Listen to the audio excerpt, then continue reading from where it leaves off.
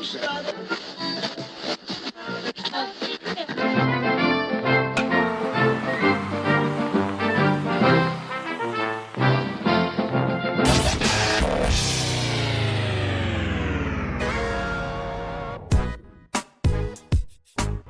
right, welcome back to another episode of Sean and Ed's Do Baseball. I'm Sean. And I'm Ed's.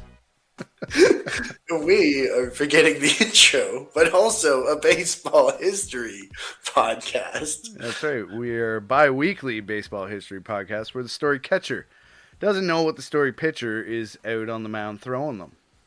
And that is going to be awesome because I don't know what I'm catching today. Yeah, we're purveyors of the cross-up league, as we've said before.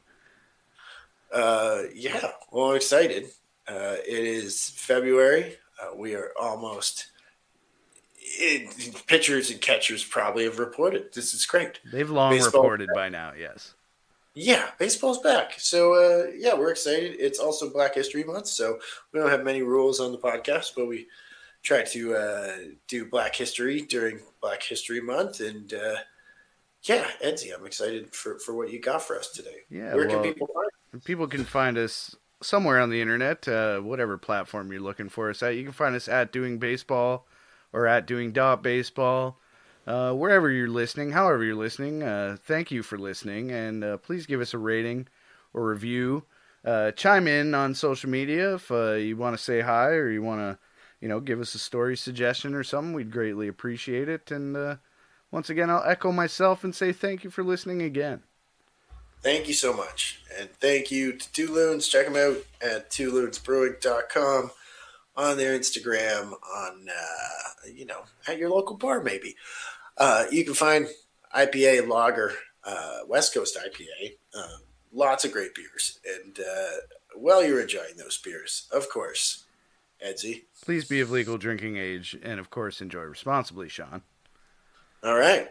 Well, I'm excited to enjoy Two Loons and kick back.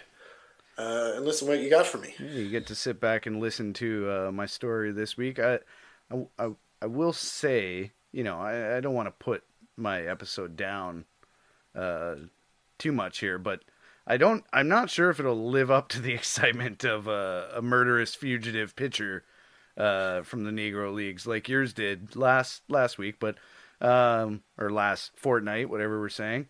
But I did want to focus on, I'm doing a bio here, just kind of like you did, but, I think one thing we like to do, especially during Black History Month, is focus on some players that have sort of been lost to history.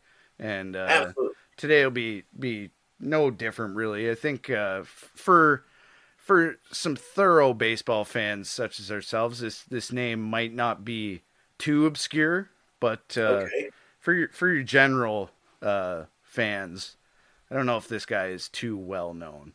But anyway, I'm not going to beat around the bush too much here. Before I get started, I want to point out thank Peter C. Bjarkman for doing a lot of the heavy lifting on the research for Saber.org on this. As we've said in many episodes before, that, we want to encourage our listeners to donate to Saber, get involved in your local chapters and whatnot, because it's a great organization across the continent and across the world. And, it's greatly integral to the production of this podcast. So thank you to Saber before I get started here. Heck yeah. Shout out Headlands Point chapter. We got to talk. Gibby. Yeah. Before I get going, I'm going to digress again a little bit. Did you get in to that call yesterday? I too did briefly. We had family show up, so I was trying to be that guy that was like, Gibby's on my phone. But I was hosting. I had to put it down. So I heard a couple questions, but it was a lot of 86 Mets questions. Okay, I'm not interested in that. I'm interested in that. Well, Come on. Well, I am, but I mostly want to know how many beers Tim Leeper would drink in a single game. Sure, everybody does. Yeah. Everyone. That's our number one fan mail request. Yeah, And yeah. we're like, that's not really our thing. We could probably find that out. But, anyways. We probably could. Yeah. Anyway, let's not digress any further. Let's get into this story for Black History Month, and I'll start saying, I'll kind of paint a little picture here. The Mexican sun in September is not especially forgiving, and on September 5th, 1938, it had absolutely no interest in mercy. The league pennant for Mexico's summer circuit sat directly in the balance, and two teams, Agrario and Aguila, were determined to claim it, even if it meant slowly cooking everyone involved. Okay. All right. Is that artistic enough for you? It's hot. Agrario was led by Satchel Paige, who by this point in his career was already operating under his own personal set of laws of physics, and Aguila countered with a Cuban pitcher so dominant that by season's end he would post an 18-2 record, strike out nearly everyone who wandered into the batter's box, and allow runs so rarely that people likely forgot how to cheer for them. For 8 innings, the two aces traded zeros like stubborn gamblers unwilling to blink. The score sat tied at 1-1. The heat bore down on everyone, and eventually even Satchel Paige had his limits. By the 9th inning, Paige gave way to Ramon Bragana, another imported Cuban arm, and that's when Aguila's best hitter stepped in and erased all remaining tension by launching a pitch over the center field wall. A walk-off homer, pennant secured, and the crowd was ecstatic. Whoa. This is a fine baseball story on its own, but the brilliance of this moment is turned up to 11 once you learn that the league's best pitcher, its best hitter, and Aguila's manager were not brothers, not cousins, not even related. They were the same person. Okay. All right? Manager, pitcher, hitter? Yes. And the best one.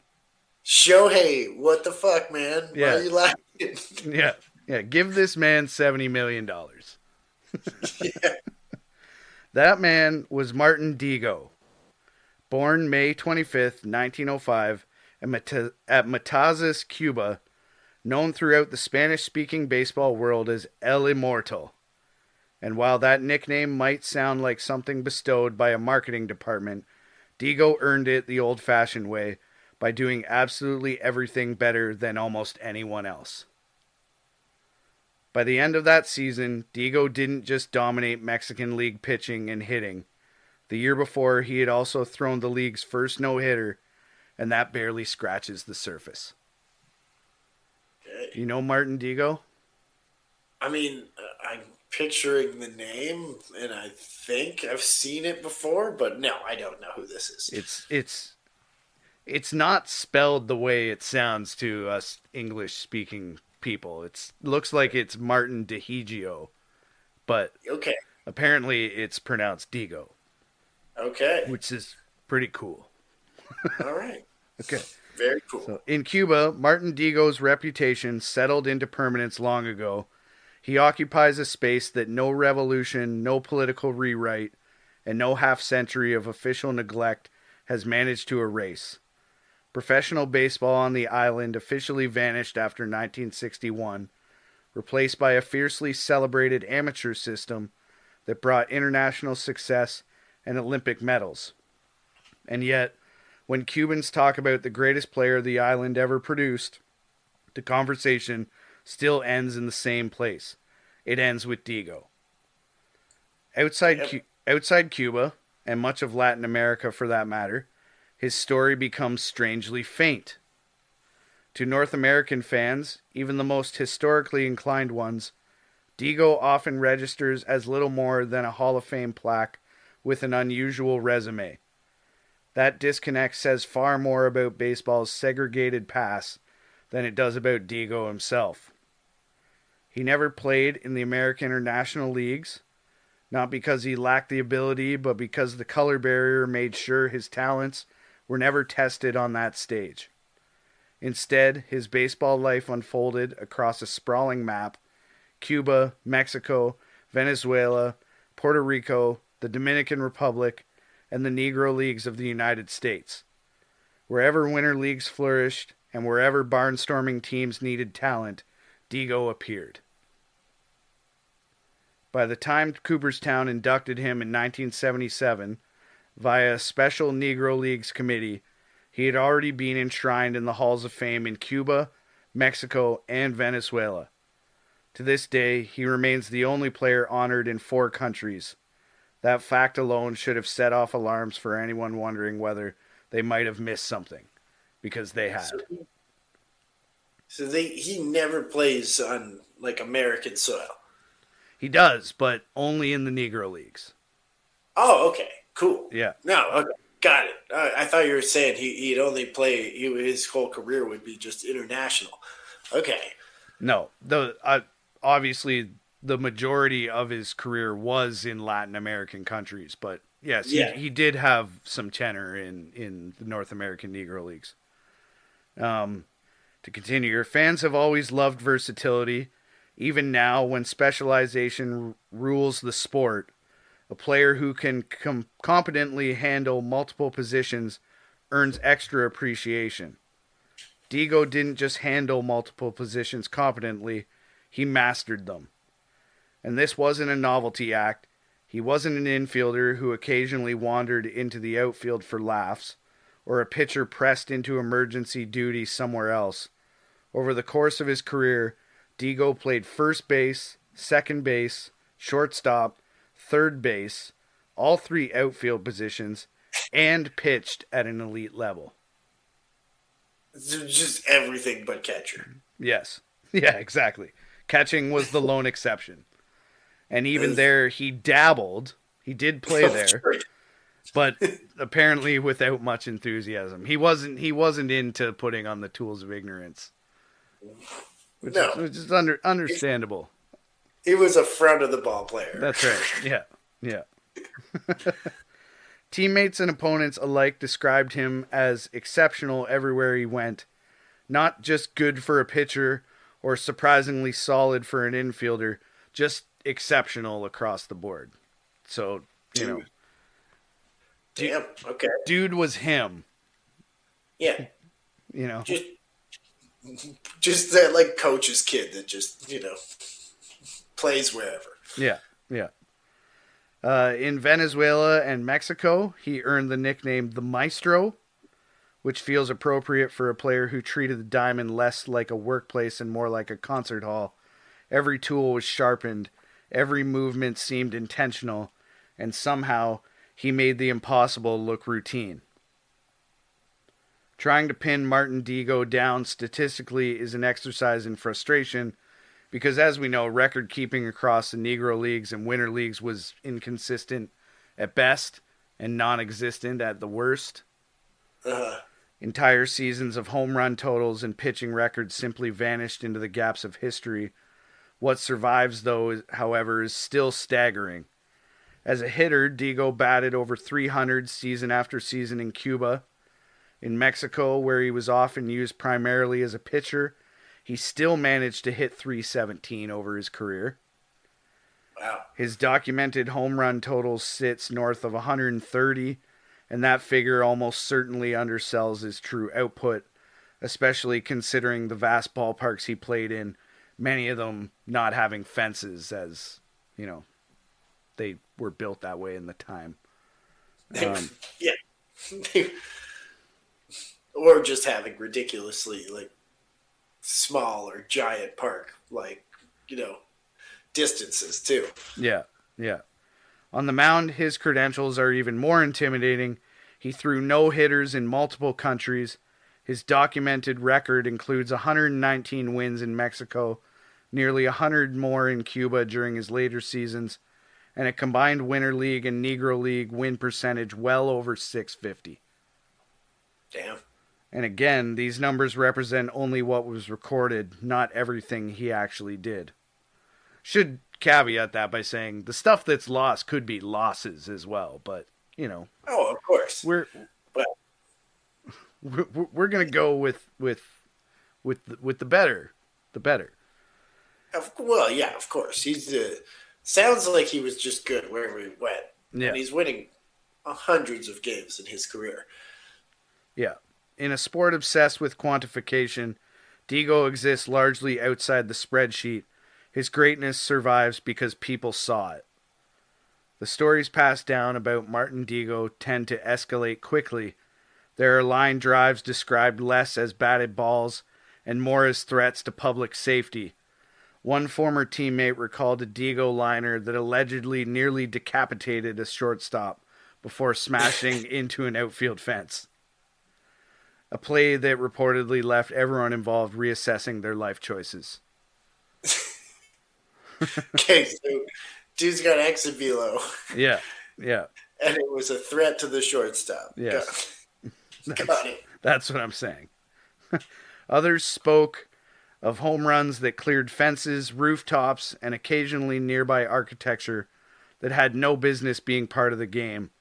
One shot reportedly sailed over a house beyond center field.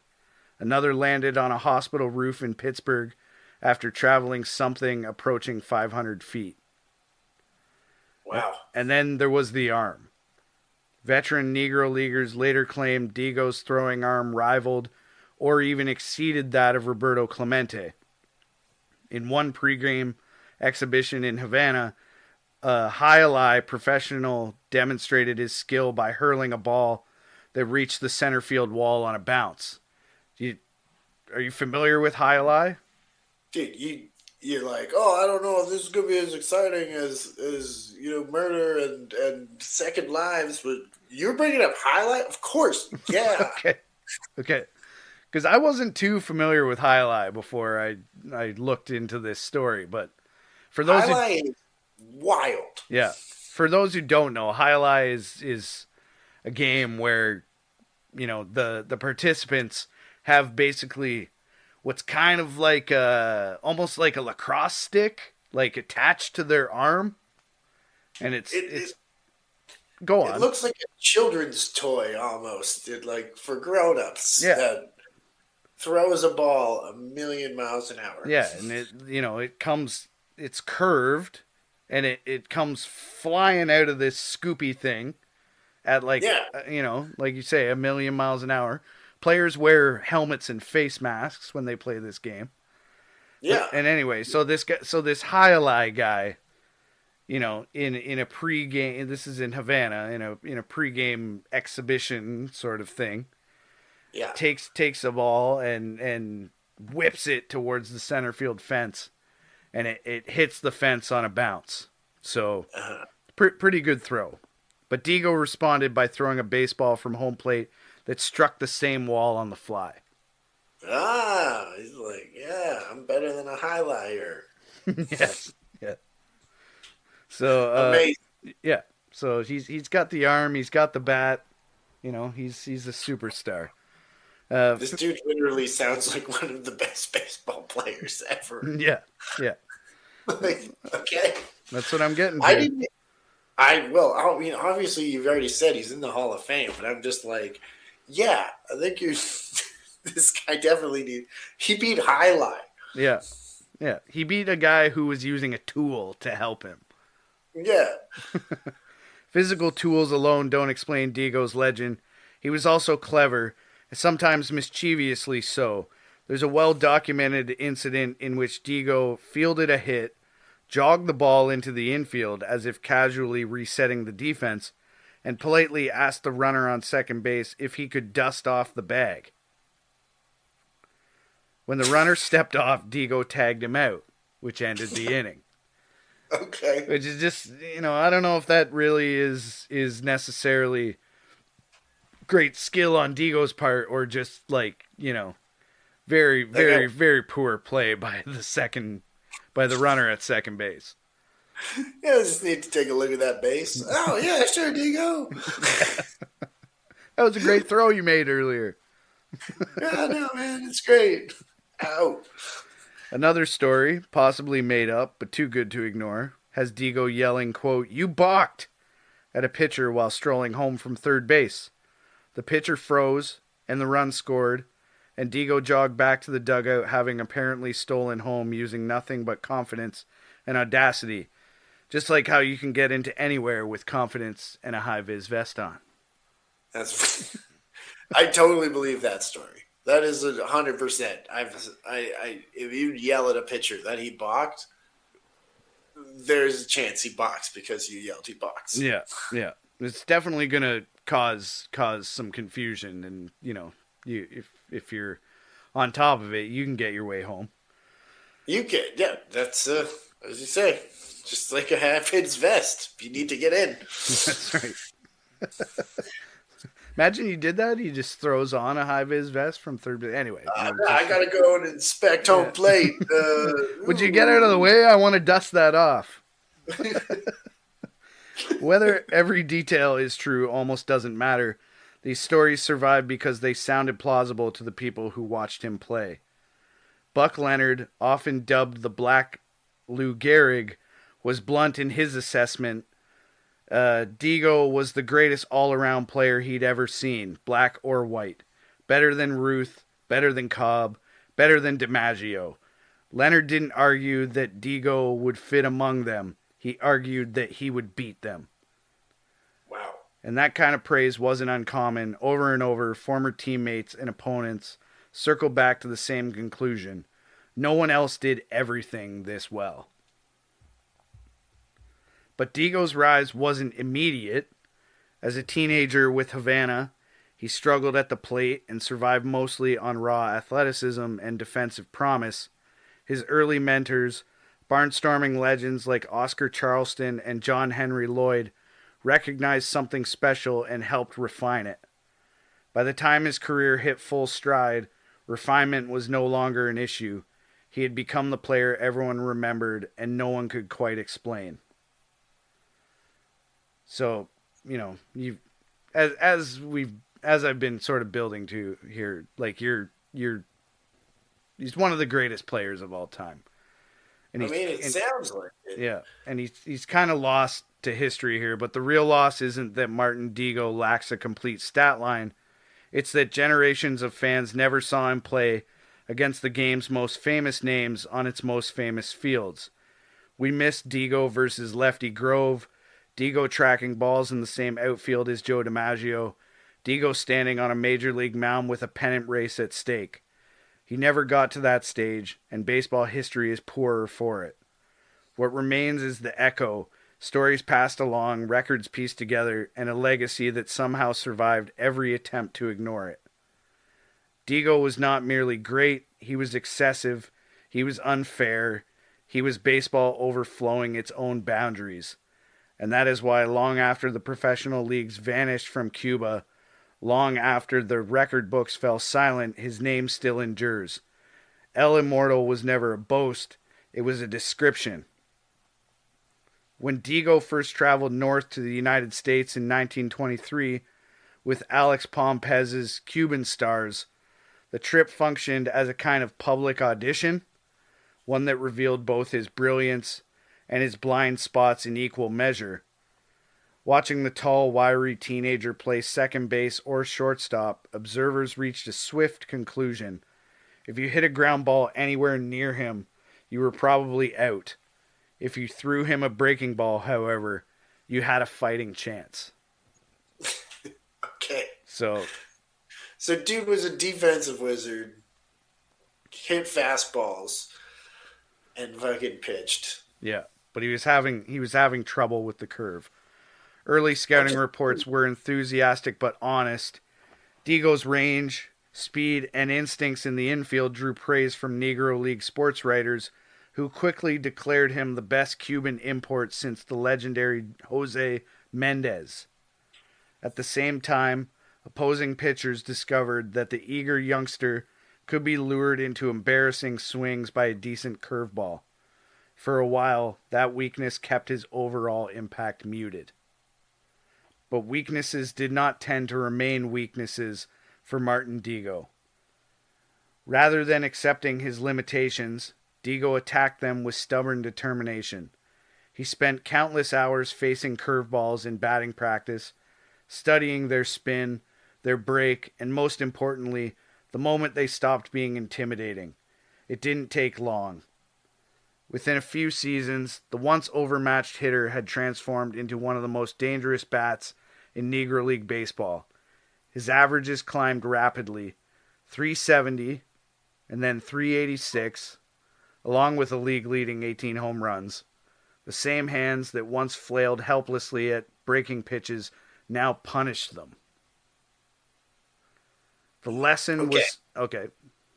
So we just basically had like a Rocky montage with like him Yes, how to hit a curveball. that's right. That's right. He's beating up sides of cow in the freezer, and you know. Yeah. And just like staying on that back foot that extra second longer, just pounding that curveball. And I'm just like picturing him like looking at like having a coach like show him on the chalkboard, like, and it curves. And he's like, yeah, I get it. Oh, I see. Yeah. The lesson was simple and would repeat throughout his career. If Martin Dihigo struggled with something, it was usually just temporary. By the late 20s, Dihigo's baseball life had become a globe-spanning operation. Negro League summers in the United States gave way to winter seasons in Cuba, Mexico, and Venezuela. Wherever competitive baseball was being played, Dihigo seemed to appear. So he's getting around. And then, Yeah, he's globetrotting. yeah, and then he did something unexpected. Rather than follow the familiar path of pitcher turned hitter made famous by Babe Ruth, Dihigo reversed it. Armed with a fastball frequently compared to Satchel Paige's, he began pitching in earnest, particularly in Mexico, where he soon redefined what dominance looked like. As a rookie, Okay. yep. No, I was just gonna say he's now he's like going back. He's like focusing on pitching. Yep, yep. Yeah, now he's going to master the curveball. Now, Yeah. I figured it out. Oh, I get it. I get it. As a rookie pitcher in 1937, Dihigo posted a microscopic .093 ERA. What? Okay. Yeah, he figured it out. He followed that up in 1938 by somehow shaving it down to .092. Oh my. Okay. Along the way, he threw the Mexican League's first recorded no-hitter and established a lifetime winning percentage that still stands as the league's gold standard. So he was there for 5 years, and his winning percentage over that 5 seasons was .603. Okay. So yeah, he figured it out. He won in Sure. he won in double figures year after year, and at age 37, when most players are contemplating retirement, he won 22 games. So apparently aging did not apply to Dihigo either. Yeah, he's just like, well, I'm tired of hitting. I guess I'll call it a career. Psych. Bam, pitcher. Yeah. Despite his Mexican League dominance, Dihigo's pitching usage in the Negro Leagues remained limited for much of his career. When he did take the mound, the results were usually excellent, but not always. The 1935 season provided 2 painful reminders that even El Immortal was human. In the East-West All-Star game, Dihigo entered in relief after crashing into an outfield wall while chasing down a Josh Gibson drive that may or may not still be traveling. Shaken but stubborn, he stayed in the game only to surrender the tying runs and then a decisive homer to Mule Suttles, which is another great name. Add that name to the list. That's another great name. I don't know if he's You might be on the list. I don't know. Mule Look Suttles. at I don't know if he's on Mules. the list for having a Oh, yeah, a story worthy career, but just I'm a big he's names guy. he's on the list. He's already there. Okay. Mules is on there. Mule Mule. Suttles. Later that same season, managing and pitching for the New York Cubans, Dihigo inserted himself into a playoff game against Pittsburgh. The result was grimly familiar. A tying homer by Oscar Charleston, followed by a walk-off double from Judy Johnson. Season over. These moments Damn. stand out precisely because they were so rare. For most of his career, when Dihigo pitched, his teams usually won. When historians pieced together Dihigo's pitching record, across 4 countries and nearly 25 years, the result is staggering. His verifiable totals come to 288 wins against 142 losses. Among Hall of Famers, only Lefty Grove and Whitey Ford finished with better overall records, and both had the luxury of focusing on pitching alone. Yeah. And I mean, obviously Digo's teams were successful as well, but like Whitey Ford pitched in like the prime years of the Yankees. Oh yeah. Oh yeah. No, that definitely. Well, I mean, it's just either way. He's legitimately sounds like Shohei, like the Yeah. early Negro League Shohei. Yeah. Yeah. Digo, meanwhile, continued to hit, field, and run the bases at elite levels. And speaking of hitting, the shift toward pitching never diminished Digo's offensive output. In Cuban winter leagues during the late 1920s, his batting averages climbed from excellent to borderline absurd. 300, and then 344, and then 413. Oh, God. And finally 450 after a mid-season trade. Damn. Yeah. One season ended with Digo and teammate Willie Wells locked in a batting title race. On the final day. What's that? Just back-to-back Willie Wells. Yeah. Yeah, that's true. Yeah. Synchronicities, man. On the final day, Digo went 5 for 5, barely edging Wells' own 4 for 4 performance. Wow. It was the kind of finish that felt less like competition and more like two masters showing off for the crowd. By this, 9 for 9 day. Yeah, between two guys is outstanding. That is ridiculous. That pitcher must have just felt like shit. Yeah. Maybe he needs to look at a chalkboard drawing of the curveball. By this point, the once skinny kid had filled out, developing wrists of steel and power comparable to sluggers like Ernie Banks and Hank Aaron. John Hallway later ranked Digo among the greatest black sluggers of all time, noting that many of his home runs came in cavernous parks with distant, or as mentioned before, non-existent fences. Adjusted for context, his reconstructed numbers are nothing short of impressive. When Digo's playing days finally wound down, baseball still wasn't done with him. As a player-manager and later a full-time manager, he led teams to championships in Cuba and Mexico and guided a Venezuelan club into the Caribbean Series. His personality helped. Digo was cheerful, approachable, and fluent in English, which made him popular with American Negro Leaguers seeking winter work. Many stars reportedly chose Cuban teams specifically because playing for Digo meant winning and enjoying themselves. By the 1940s, it had become customary to crown a new crop of greatest ever players at specific positions.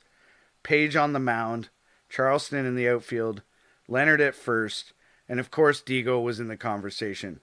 He was the standard everyone else was compared against. I guess they didn't give him a position because... Like, you're the manager. Well, no. What I'm saying is, like, by the 40s, there was a debate about, like, who's the new best guys at all these positions that, would replace guys like, I don't know, what's the guy that, this is an episode that I did, that the guy fell off the Niagara Falls or whatever. But anyway, I'm digressing. Big Ed Delahanty? Delahanty, that's it, yeah. What? And as I said, Page was dubbed as the best pitcher of this era, Charleston of the outfield, and Buck Leonard. But they never specifically said that Digo was the best at this position or whatever, probably because he fucking played every position on the field. Exactly. It's like he's better than all of them. He's just the best guy all around. Yeah. And nicest dude by the sounds of things. Anyway, yeah. The saddest irony of Digo's career was that it ended in 1947. Ah, The same year Jackie Robinson broke Major League Baseball's color barrier. The timing was cruel. After decades of exclusion, integration finally arrived just as one of segregation's greatest victims stepped away from the field. In the early 1950s, Dihigo briefly tried umpiring and broadcasting. Over time, however, a sharp edge crept into his commentary. He openly criticized younger players and downplayed modern achievements. So he's like John Schmaltz. yeah, he smelled something. I was better than all of these stupid assholes. It's not difficult to imagine why. After a Yeah. lifetime After a lifetime of being ignored by the white baseball establishment, seeing others finally cross the barrier may have been bittersweet at best. Political upheaval soon swallowed Cuban baseball entirely, and Dihigo had left the island in protest when Fulgencio Batista seized power in 1952, reportedly Okay. supporting revolutionary efforts from abroad. When Fidel Castro's movement succeeded, Dihigo returned home permanently. Oh, okay. All right. He's a lefty. He left when Batista came, and then went back when Castro came. That is, as you say, he does everything opposite. Instead of doing the Ruthian pitcher to hitter, he went hitter to pitcher, and he went full commie at the He end. was Good. full communist, yes. Yeah. In his final years, he worked quietly within the new amateur baseball system, serving as an instructor and appearing at official ceremonies. One famous photograph shows him throwing a ceremonial first pitch in a straw hat and a guayabera, still dignified, still unmistakably El Immortal.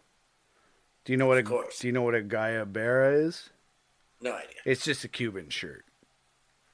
It's just a Cuban You shirt. know those like collared shirts with like the pockets on the chest Sure. and like they've usually got a nicely quilted design on them. As the stereotype is in every movie. Tony Montana probably has a lot of Guayabera shirts in Scarface. Anyway, I'm digressing again. All right. I'm watching Scarface. Yeah. Despite his fame, Dihigo's private life remained mostly undocumented. Born in 1906 near the Palmar de Junco ballpark, he grew up steps away from Cuban baseball history. He married Africa Reina and raised two sons, one of whom briefly entered the American minor leagues before geopolitical realities shut the door. His elder son returned to Cuba and became a phys ed professor. His younger son pursued journalism and eventually relocated to Mexico. Martin Dihigo died quietly in 1971 at age 64. Cuba mourned him as a national hero. Ceremonies were held. Fidel Castro attended. Museums were founded. His legend was recounted in full. And yet, outside Cuba, he remained strangely underknown. Orestes Minoso, affectionately known as Minnie, himself a pioneer, captured Dihigo's important best, recalling how the Immortal once let him carry equipment just to get into the ballpark. Dihigo taught him how to play, how to carry himself, and how to believe that greatness was possible. That may be Dihigo's greatest legacy. Not the stats, not the awards, not even the unmatched versatility, but the fact that in a game that often forgot him, he never stopped being unforgettable. And that, Sean, is the brief story of. I'm sure you can find much more detail around the internets, but that's the life story of one Martin Dihigo, who is a tragically underknown player from baseball history. Wow. How do you spell it? Dihigio.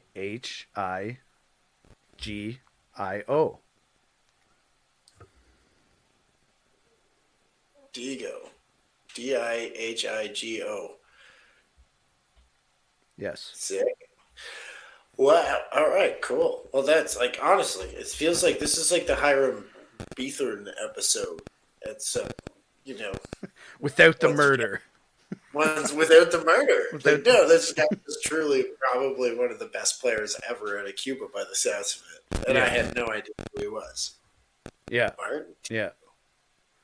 But That's that's that's absolutely. that's what we're trying to do on Sean and Ed's Do Baseball is shed some light on some underknown players from baseball history. Well, and that's the wild part is like this guy's in the Hall of Fame too, right? Mm-hmm. Like Mm-hmm. I always am like, no, we don't do Hall of Famers. We absolutely do Hall of Famers. It's just the ones that like nobody knows. Yeah, yeah. The ones who Yeah, get the ones who get in by committee and not by the way that everybody wants to get in. yeah, exactly. No, that was a great story. That's honestly, it's impressive to hear about somebody that could just like play so well on both sides of the ball, like literally do anything but catch. And but that's probably part of the why like everybody forgot. Just didn't have a position. Yeah, that's That's possible. crazy. Yeah, that's one way of looking at it, I guess. But anyway, yeah, Um, well, that was great. That was great. Thanks for bringing it. That's it. No more script. You all done? I'm all done. That's it for my Black History Month story for this year. All right. Well, Martin Dihigo, Edsy, where can people find us on the internet And before next episode? people can find us on the internet somewhere at Doing Baseball or at Doing Baseball. If you plug one of those handles into the internet somewhere, you're bound to find us on one of the platforms. So go ahead and do that. Chime in on some conversation. Give us a story idea. And yeah, wherever you're listening, however you're listening, thank you for listening. Give us a rating, give us a review, and yeah, we'll talk to you next time. Yeah. Thanks so much. We got more coming. Uh, it's almost March. It's almost opening day. Very exciting, and I got some fun one in store for you, Edsy, next time. But until then, I'm Sean, And I'm Eds. and we were doing the baseball. Okay, bye.